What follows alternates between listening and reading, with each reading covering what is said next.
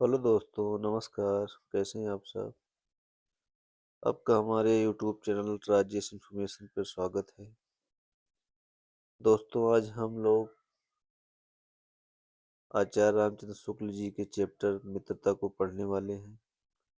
इसमें हम लोग गद्यांशों पर आधारित प्रश्नों के उत्तर के बारे में जानेंगे। जो गद्यांश आता है उसकी व्याख्या करनी होती है, उसके बारे में हम लोग पढ़ेंगे आज। तो आज ये वीडियो उन लोगों के लिए है जो अपने यूपी बोर्ड 2026 की तैयारी कर रहे हैं। तो जो गद्यांश संबंधित क्वेश्चन आते हैं उसकी हम वीडियो बनाने वाले हैं। ये वीडियो जरूरी है क्योंकि जो गद्यांश के प्रश्न करने होते हैं तो आपको गद्यांश की पहले व्याख्या आनी चाहिए, प्रसंग आना चाहिए, संदर्भ आना चाहिए, तो उसके बारे में हम लोग पढ़ेंगे। तो आप लोग एक गद्यांश देखना कि उसमें जब कहते हैं कि जब कोई वह पुरुष अपने जगह छोड़ के दूसरी जगह पर जाता है तो वह परिणत हो जाता है, यानी डॉट डॉट। जब युवा पुरुष से लेकर और परिणत हो जाता है, इस इसके बीच की हम लोग व्याख्या देखेंगे। तो आप लोग अपनी बुक में मिला लेना कि कौन से गद्यांश कहाँ से है, यानी कौन सा गद्यांश किस नंबर पे, आप लोग अपनी बुक से मिला लेना। तो हम पहले आपको बता देंगे संकेत में जब कोई युवा पुरुष डॉट डॉट परिणत हो जाता है, इस संकेत को मिलाना, और इसी की आज हम लोग व्याख्या करेंगे।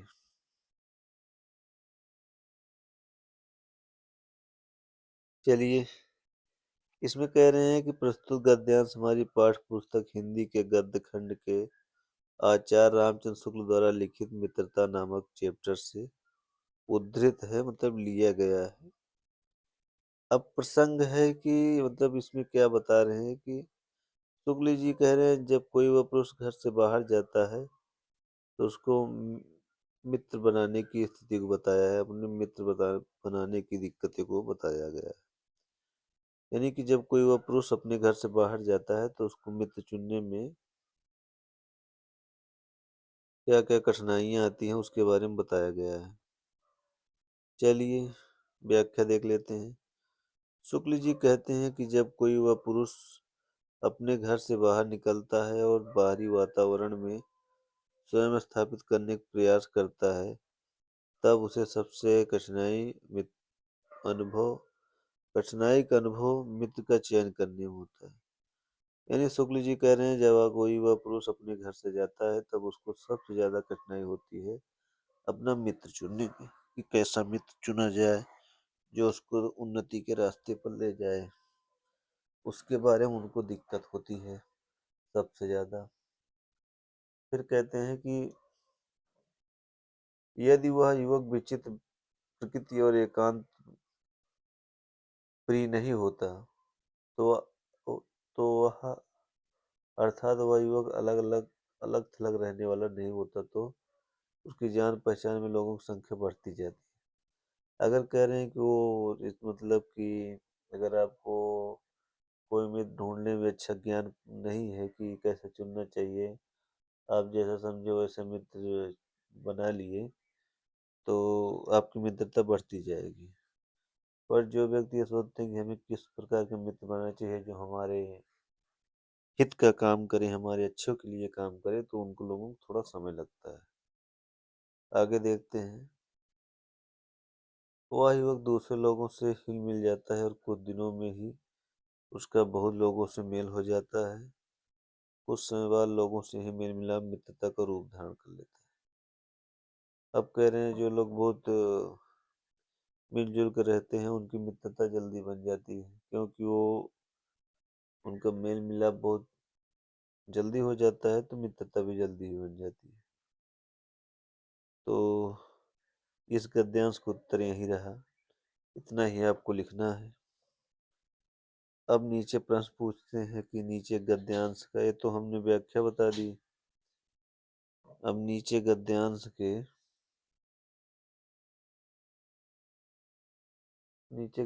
की व्याख्या देख लेते हैं।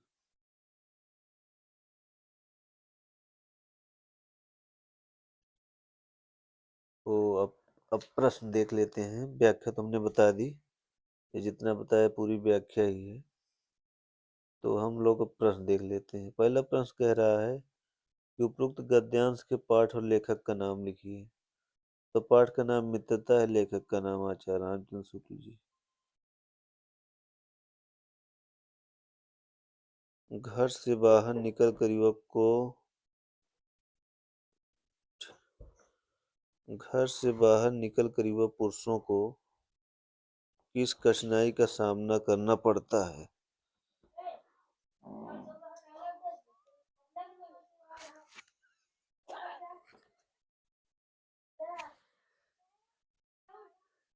किस कठिनाई का सबसे सामना करना पड़ता है? तो इसका सही जवाब हो जाएगा, उसको मित्र ढूंढने में सबसे बड़ी कठिनाई का सामना करना पड़ता है।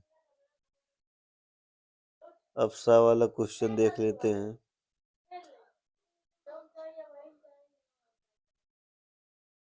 सा वाला क्वेश्चन है कि हेल मेल बाद में किस रूप में परिणत हो जाता है? तो हेल मेल बाद में मित्रता के रूप में परिणत हो जाता है, मिल जाता है। चलिए अब एक गद्यांश हम लोग और देखेंगे।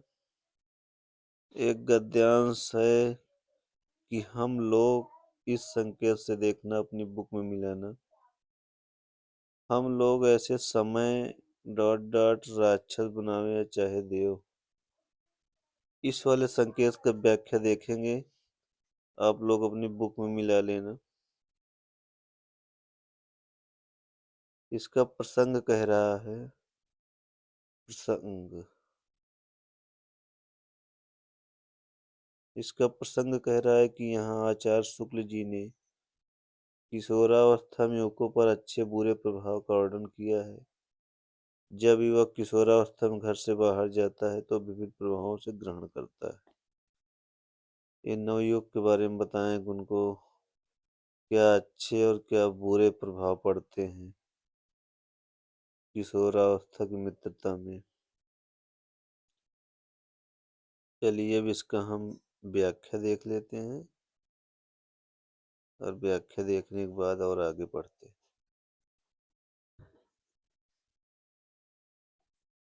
तो व्याख्या करें कि आचार्य राम शुक्ल जी का कथन है कि किशोरावस्था में जब अपने घर की सीमाओं से बाहर निकलकर समाज अथवा संसार की सीमाओं पर प्रवेश करते हैं तो उस समय हमें समाज और संसार का अनुभव नहीं होता है। हम दुनियादारी की बातों में शून्य होते हैं। हमारी अवस्था ऐसी होती है जैसे कच्ची मिट्टी की मूर्ति के समान है, जिसे तोड़कर किसी प्रकार का रूप दिया जा सकता है। अब यहाँ राजा रामचंद्र शुक्ल समझाने का यह प्रयास कर रहे हैं कि जब कोई किशोरावस्था में अपने नवयुवक में अपने घर से जब निकलता है बाहर जगह पे, तो उसको सबसे पहले मित्रता ढूंढने में होती है।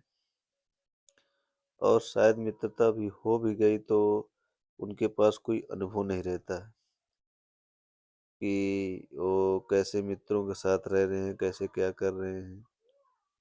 तो उन्हें समाज और संसार का कोई अनुभव नहीं होता, और दुनियादारी की बातें भी नहीं जानते।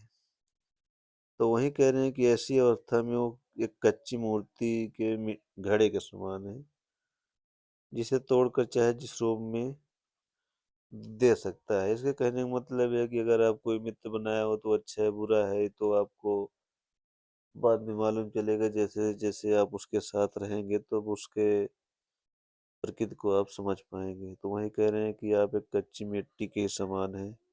अगर आपका अच्छा मित्र है तो आपको उन्नति की तरफ लेके जाएगा, अगर आपका मित्र बुरा है तो आपको अवनति के मार्ग पर लेके जाएगा। तात्पर्य है कि संसार की वास्तविकता ज्ञान न होने के कारण बालक का रूप भी दिया जा सकता है। यानी कह रहे हैं कि दुनिया के बारे में पता न होना एक व्यक्ति के लिए एक बालक के रूप में, एक अबोध बालक के रूप में। तो कोई दुष्ट व्यक्ति अपना बुरा और अपवित्र प्रभाव डालकर हमें राक्षस की तरह नीच और दुष्ट बना सकता है। अब यहाँ वही चीज़ समझा रहे हैं कि अगर आपका व्यक्ति अच्छा है तो आपको अच्छा बनाएगा, अगर आपका मित्र बेकार है तो एक राक्षस के रूप में भी आपको बना सकता है। फिर कह रहे हैं कि इसके विपरीत यदि हमें अच्छी संगत मिल जाए तो देवताओं की भांति हमारे जीवन में अच्छे गुण आ सकते हैं। बिल्कुल सही बात कहा है। यदि आपको अच्छी संगत मिलती है तो आप एक देवता की भांति चमकेंगे। अगर आपके संगति बुरे लोगों से होती है तो आप एक बुरे भांति का नेचर आपके अंदर उत्पन्न हो जाता है, क्योंकि संगति का बहुत बुरा असर पड़ता है। यही चीज इस गद्यांश में समझाना चाह रहे हैं। चलिए इसका हम लोग क्वेश्चन देख लेते हैं। व्याख्या हमने देख ली, प्रसंग देख लिया और हमने संकेत भी देख लिए। अब हम लोग प्रश्न देख लेते हैं। प्रश्न ये वाला प्रश्न सेम है। दूसरा प्रश्न है, कच्ची मिट्टी की मूर्ति के समान से लेखक का क्या आशय है? कच्ची मिट्टी की मूर्ति के समान से लेखक का आशय है कि किशोरावस्था में भी लोग बच्चे होते हैं जो कभी घर से पहले बाहर नहीं गए होते। वो एक बच्चे के ही समान है, क्योंकि उनको दुनियादारी का कोई मतलब नहीं होता। तो जैसे जैसे बाहर निकलते हैं, आते जाते रहते हैं, तो उनको दुनियादारी मालूम हो जाती है। सा वाला क्वेश्चन कह रहा है कि जब हम समाज में अपना कार्य आरंभ करते हैं तो हमारी चित्त की क्या स्थिति होती है?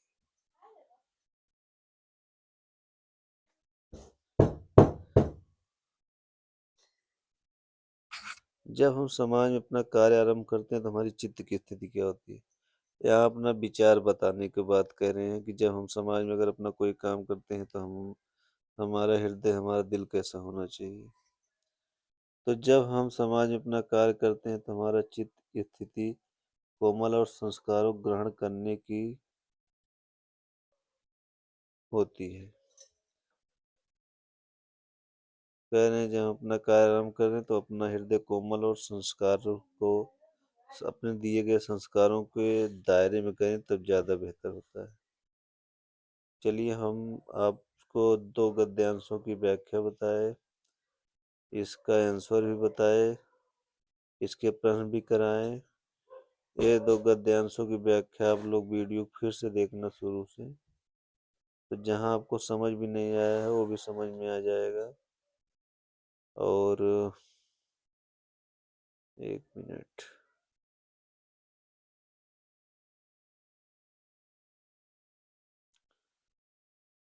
दो गद्यांश हमने देख लिए, दो गद्यांश हमको आप लोगों को बाद में कराएंगे।